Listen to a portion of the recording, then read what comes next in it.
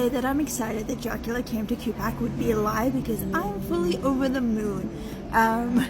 I love Dracula and I love the lore that it comes with it, and I love seeing the various interpretations that it has over the, I guess, years, decades, century, and how no one kind of fully believes in keeping it to one narrative. It like has this rocky journey that it takes on regardless of who's at the helm of directing it.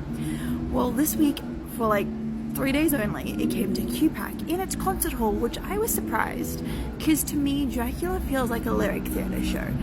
It feels like it's a big spectacle and shouldn't be on a smaller scale, but that's just my thoughts personally.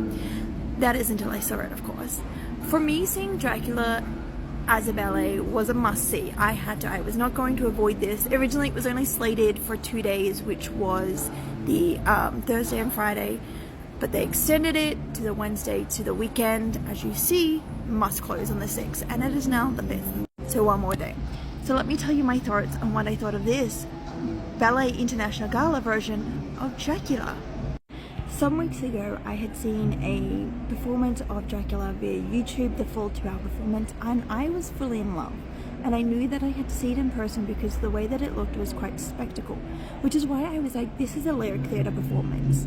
The way that it was was designed on the YouTube performance that I saw. It was quite large, it was quite moving pieces, it gave the actors movements and space that they needed to have. So seeing it on the concert hall stage, which is like half the size of lyric and half the size of seating with lyric, there is going to be comparisons that I will make throughout this video. After sitting through this performance of Dracula, I now understand why it's in the concert hall.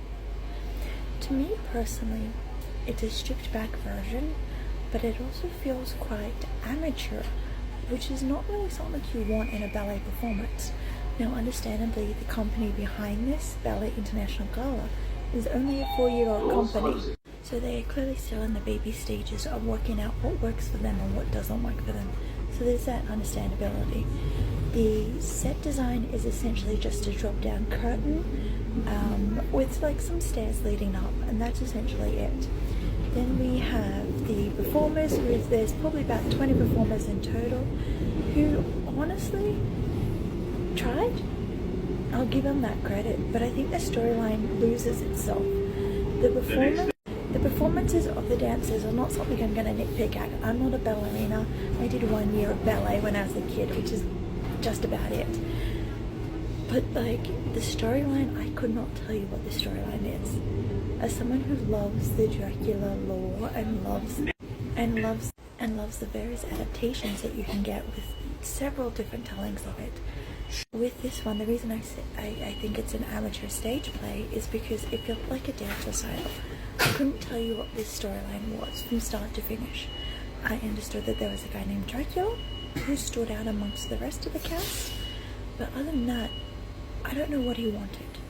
I don't know what the other characters wanted. The dance movements didn't give me body language that could tell a story. With other ballets that I've seen, I could tell you a story. I could tell you what I thought the story was. I could tell you what the program tells me I need to know. But anything beyond that completely lost me. When the interval happened, there was people sitting around me discussing this and going, this is not what we expected.